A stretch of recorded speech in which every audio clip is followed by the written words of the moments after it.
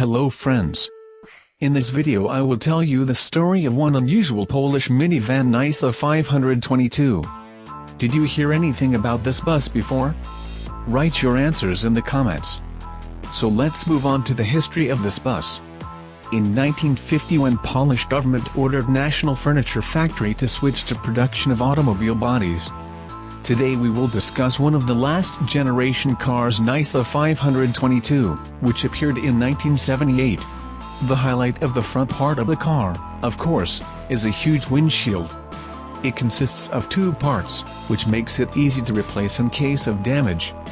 The engine, with a capacity of 2.1 liters and 70 horsepower, is capable of easily overclocking the Nysa to 100 km per hour.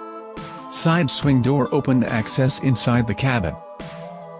The driver and the passenger got inside through their individual doors. The car could fit in up to 10 people. These cars quickly became popular not only on the local market. More than half of all cars were exported to the USSR, Hungary, Bulgaria and Romania.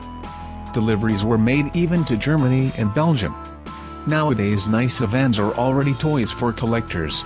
Nysa 522 is probably one of the most unusual and cute minivans that made their priceless contribution to the history of Poland and the USSR. Did you like this car?